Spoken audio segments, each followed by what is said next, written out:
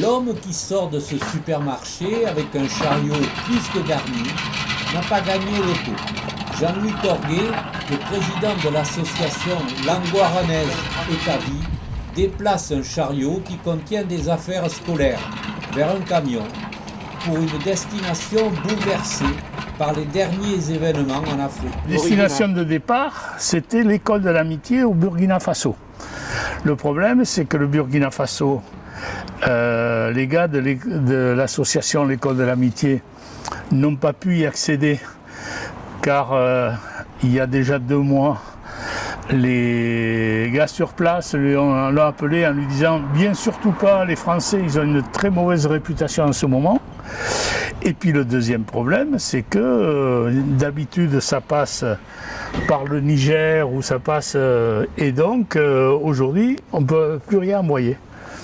Donc on a changé d'optique, c'est-à-dire qu'en fait on devait déjà partager entre l'école des Sahara au Congo, l'école de l'amitié et l'Ukraine.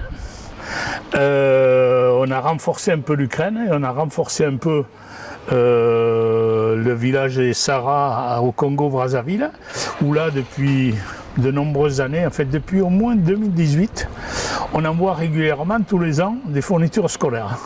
L'association Étavie organise des actions de solidarité très variées et depuis longtemps.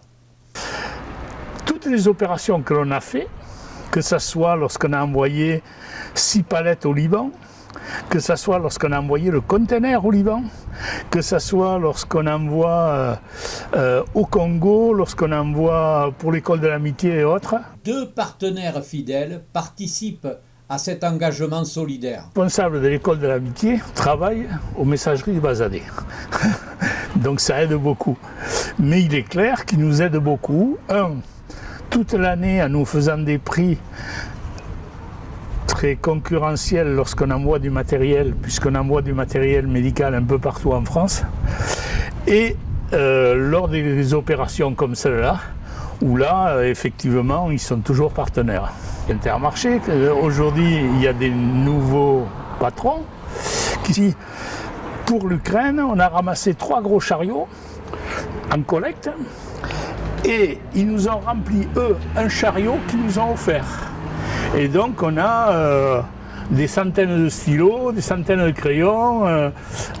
Franchement, c'est très sympa parce qu'on a une coopération depuis de nombreuses années et une coopération vraiment très sympa.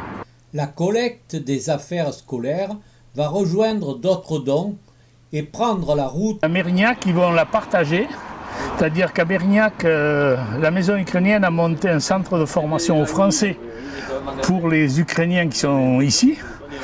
Et donc ils vont prendre ce qu'ils ont besoin. Et tout le reste part en Ukraine lors du prochain voyage.